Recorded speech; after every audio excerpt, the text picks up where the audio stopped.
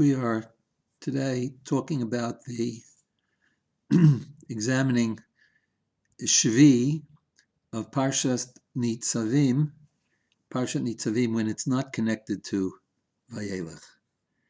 And in Shevi'i of Parshat Nitzavim, we find the following. Re'ei natati lefanecha yom et hachayim v'et hatov v'et hamavet v'hara. That's reminiscent of another pasuk, and that other pasuk, of course, is earlier on in the Chumash, in Devarim. It's the beginning of, also beginning with the word Re'eh, but the beginning of Parshat Re'eh. Re'eh anochi noten lifnechem hayom bracha uklala.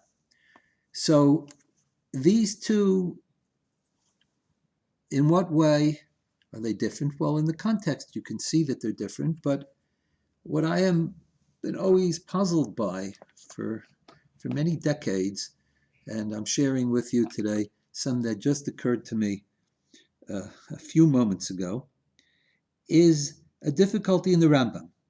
The Rambam in the 5th parak of Hilchot Tshuva talks about the absolute, if you will, freedom of man as a distinguishing character of the human condition. And because man is free, he is responsible for his sins. He's responsible for his actions. But because man is free, freedom means that he can change his ways, and in the goodness and graciousness of God, that this makes a difference. And so you have these magnificent chapters 5 through 7 about the efficacy and the possibility and efficacy of tshuva in our relationship with God. But the Rambam, who never says an extra word, he says, or an extra proof of anything, v'davar zeh, that the man is free, ikar gadolhu, it is a fundamental principle. It is the amud, v'hu amud haTorah, it is the pillar of Torah, v'hamitzvah, and of mitzvah. Shenemar, re'ei natati lefanecha hayom et hachayim, which is our pasuk. Behold, I give you life and death, and so on and so forth. And then the Rambam says, uktiv re'ei anochi noten lifnechem hayom. But I'm giving in your hands, and he quotes the pasuk in re'ei. And he goes on and he explains that is to say, sherish should be adchem. Man is free will. He can do what he wants. Okay? He can take hold of something or he can cast it aside, and so on and so forth. And I've always been perplexed. Why is the Rambam quoting both psukim? He quotes them out of order also, by the way. Why is the Rambam quoting both psukim? Re'eh. They say the same thing. Now, I know there are differences. I know that one is addressed in the singular and the other in the plural. There are many differences, but that didn't seem to me to be sufficient for the need to quote both psukim. But then I just realized that the Rambam actually seems to be a little bit superfluous. He says, "V'davar zeh ikar gadolhu," it is a fundamental principle. Who amud, it is the pillar of Torah and the mitzvot. Well, why? The pillar of Torah is enough. The pillar of mitzvot is enough. What is Torah u mitzvot? Well, if that's the case, then that they are distinct, then he needs a proof text for both the Torah and the mitzvah. Since the Rambam was speaking about Torah first, he quoted the pasuk from the Nitzavim, which is last. The pasuk from the Nitzavim that we are discussing now is in the context of Torah itself, the knowledge, the study, the idea of Torah, because the immediately preceding parsha, which is Shishi when Nitzavim is read by itself, speaks about Ki ha-mitzvah azot asher anochi mitzavcha hayom lo nifleti mimcha v'lo rechokahi, lo b'shamayim. Now, what is this specific mitzvah that we are being commanded about here? And the specific mitzvah is the study of Torah, as far as the Rambam is concerned. Other Rishonim disagree. How do I know that?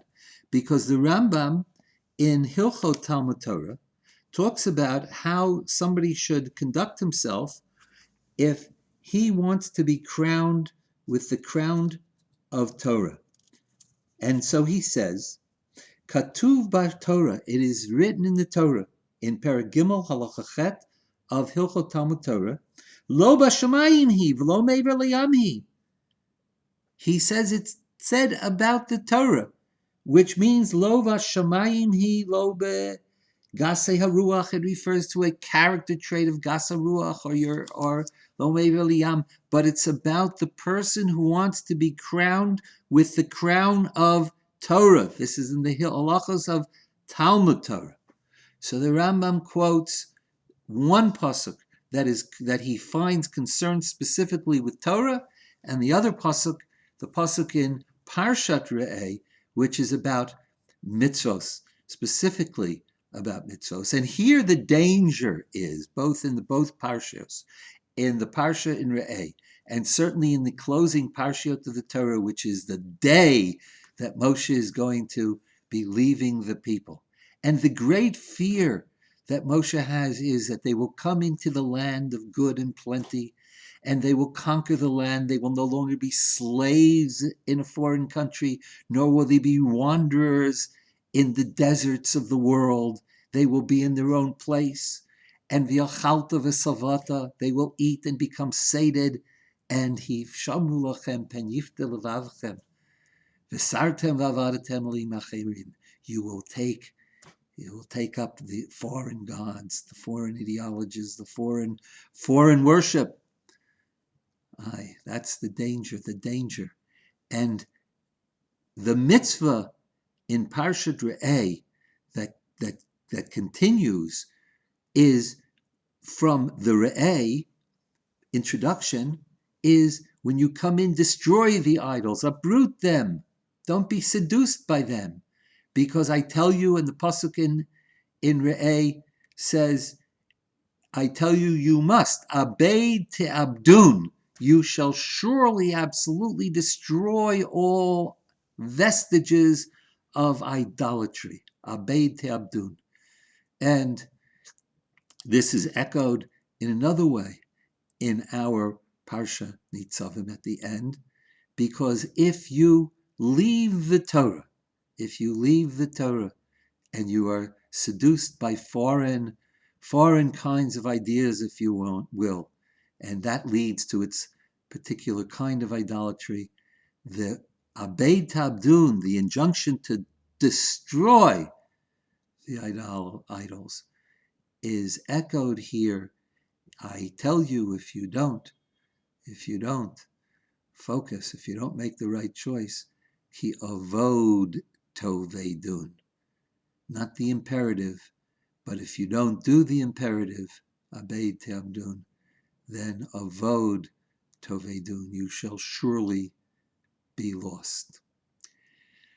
You shall surely return to your prior states of wandering and subservience, of servitude and difficulty. Kadosh Baruch Hu should give us the wisdom to choose Torah and to choose mitzvos, and Ve'irachta Hashem Elokecha La'aretz HaTova.